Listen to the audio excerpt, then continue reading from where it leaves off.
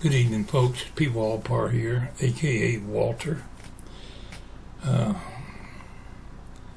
I'd do just a little bit of a vlog today. I haven't planned exactly how I want to say it. I've got, let's see, 5 different programs open here on the computer, plus I'm doing creating this video at the same time. So let's see how it works out. I kind of planned basically what I wanted to show you today.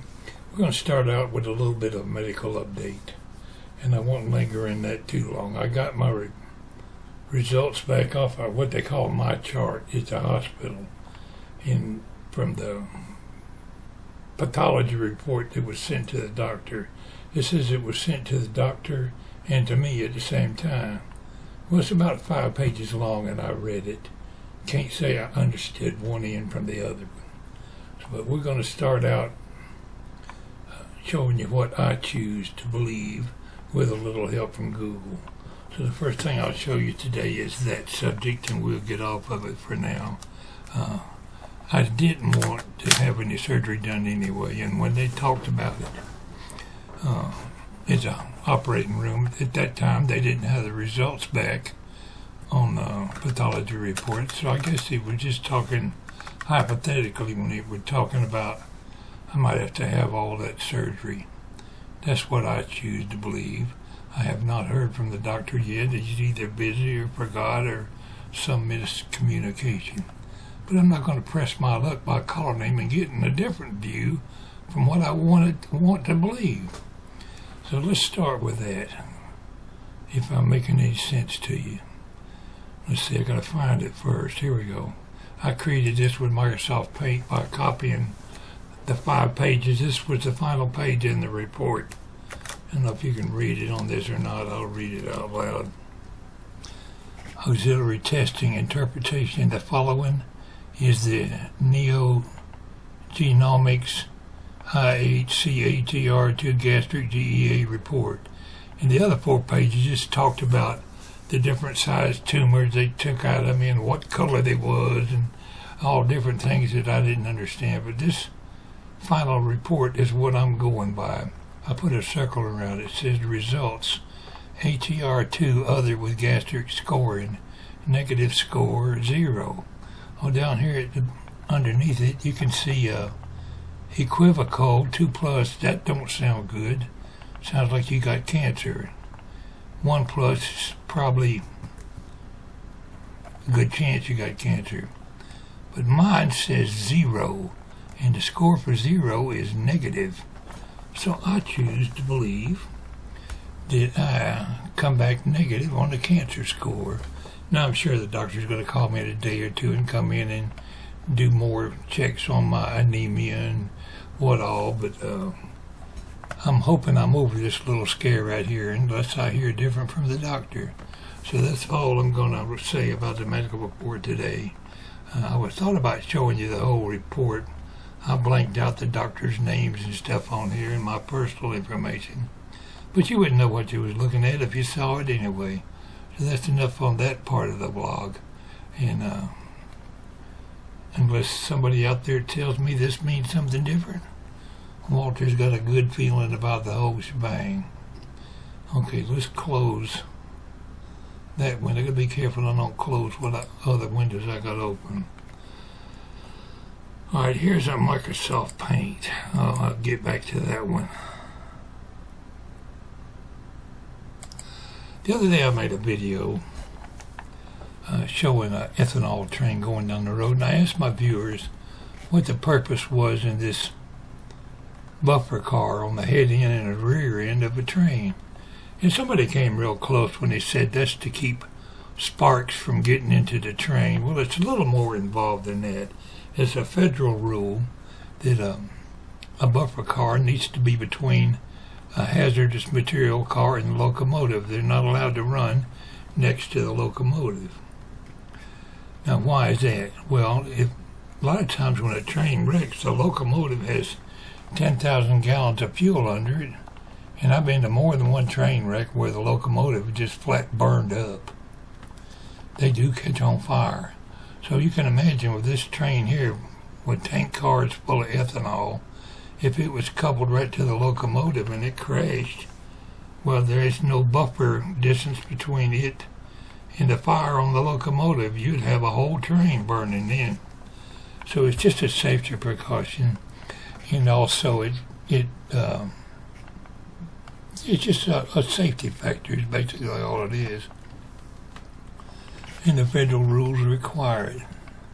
So buffer cars are a handy thing to have on hazard material trains, and that I never did explain that part when I was showing you the video the other day. I'm sure people will give you other reasons of why a buffer car was there, but it just makes sense. More than one buffer car would be even better. It's got to be some car that's not dangerous. It could be loaded with sand or empty or something that's cheap product. It doesn't really matter. But it gives them a good 60, 70, 80 feet away from the fire if it gets involved in an accident. So that's enough on that subject. Let's close that window of the blog. Okay, over the years, I worked for the railroad, and I've told you lots of stories about me working at the railroad. But after I retired from the railroad, I got involved with YouTube and started producing videos. Well, it's just like any other thing on YouTube. You will watch different people's channels that have a YouTube video, and 9 times out of 10, unless they just look up on some particular new way of looking at things, they might not have a go. A lot of people have had YouTube channels here that just didn't make a go of it. You pretty well got to know what you're talking about to create a YouTube channel. You got to have, basically, this is just my opinion, experience. I've got viewers on people that I subscribe to that are professional welders. Texas Viking's a good example. You know, if you want to know something about welding, go over there and watch a professional that knows what he's doing. You want to know something about farming, go look at somebody's channel that's a professional farmer. You can bet he's got some subjects that he can talk about that he really knows about. You got to know what you're talking about. It don't matter if you're a doctor, a lawyer, whatever. You can create a channel and pretty well make a go of it if you know what you're talking about. And the one thing that I knew what I was talking about was railroading and trains. So that's why I created Pwalpar. Anybody ever asked why it's Pwalpar? I've explained this before. Pwalpar is just a way to think of it was an email name that I thought of, and I use it for all my different social media accounts. I hate to create a YouTube name that's like Joe3456. You gotta stick some numbers on the end of it or something, or just make up some name that requires a bunch of numbers. If you tried to say my name is Tom, they wouldn't let you have it because there's 57 million other Toms out there, and they would say that name is already took. You can't have that for an email. And so I thought about it, and I said, well, let's just take Pwalpar, W-A-L-P-A-R, the first 3 letters of my first and last name, and stick a P in front of it and can shove their numbers up their nose. I hate trying to memorize an email name that's got numbers on it. So that's why I'm Pwalpar from the original, but it kind of stuck. And I created Gene Nome, and he's on the channel with me, is a kind of a sidekick. And Pwalpar kind of stuck, so nobody knows how to, it kind of stuck, but nobody knows how to pronounce it. A lot of times they'll try, but you can't pronounce a P and a W together unless you say Pwalpar. It's the only way to do it. So, anyway, I'm getting way off track from what I wanted to talk about. I wanted to talk about some recent comments here on YouTube. And I did get kind of sidetracked. Let's go a couple of comments I had lately. Joyce T. She wrote a question the other day. Good video, Walter. I always enjoy watching trains.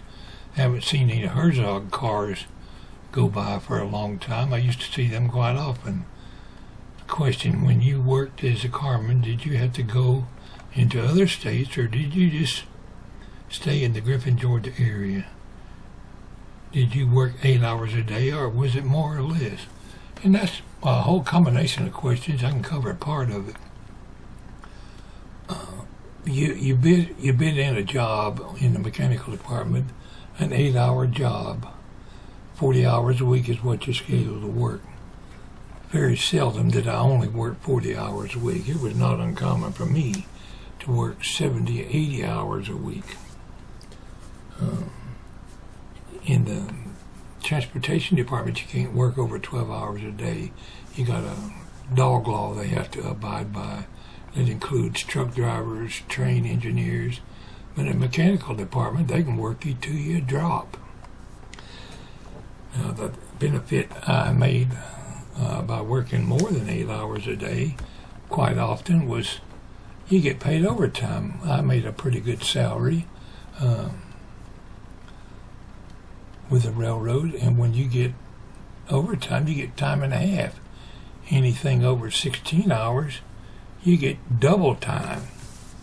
And it wasn't uncommon for me to pretty well double the size of my paycheck each month just by working a few days overtime. And I'll give you a couple of examples. When I worked in the train yard, I'd have a bid-in job, say working in the receiving yard or working on the caboose track. I had a lot of bid-in jobs. I would bid in on the repair track, repairing trains. I worked every job you can think of with the railroad. But there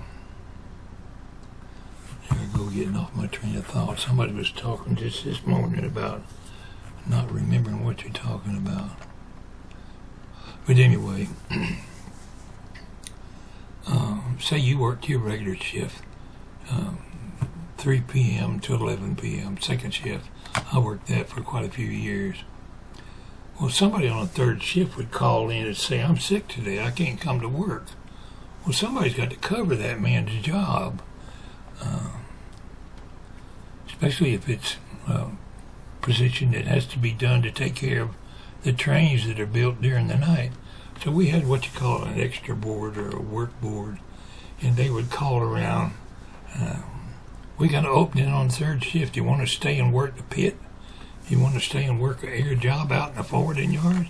You want to pack boxes for Jones or whoever marked out? And if you said no, then you went on home and then go to the next man on the list and asked him. And it was not uncommon 2 or 3 days a week for them to get to me on the list. Do you want to work this job? 9 times out of 10, I'd call the wife and tell her, I'm not going to be home tonight. I'm going to double. I'll see you in the morning at 7 o'clock. And then by the time I got home, it'd be time to go to sleep. But that's the way we did yard jobs. It was not uncommon when I was working repair jobs to be out repairing road trains on the line of the road. And it's very easy to get 100 miles from... I basically worked all over the state of Georgia. There were times when I went to other states when I was involved in train wrecks on the wrecking crew. It was not uncommon to go to an entirely different state and stay over there and work 2 weeks straight until you get a train wreck cleaned up.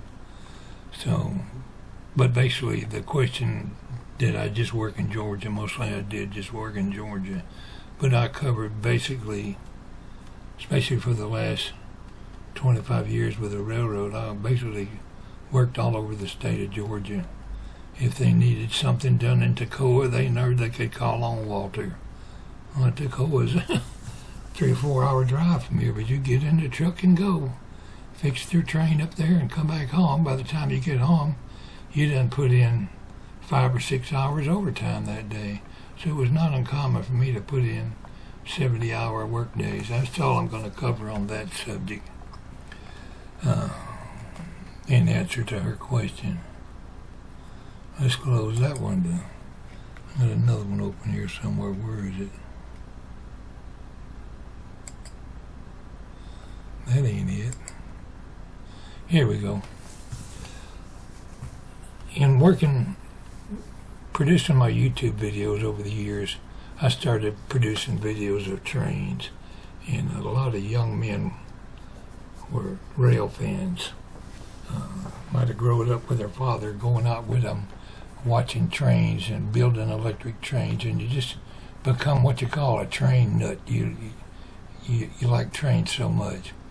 Well, some of these young men actually went to work for the railroad. Here's a prime example right here, and there's quite a few of them out there that got their interest from the railroad just by listening to me tell my railroad stories and stuff. Mr. 807, hey Walter, I subscribed to you probably 15 years ago when I was just a young teenager. Fast forward to now, I've been working for the railroad as a conductor going on 8 years now, and still watch your videos when I can. And I wrote back, thanks my young friend, I'm glad to hear from you. And I do remember this guy when he was younger. Thanks my young friend, I am sure glad to hear from you. Good luck in your career, work safe, double check them switches and keep in touch.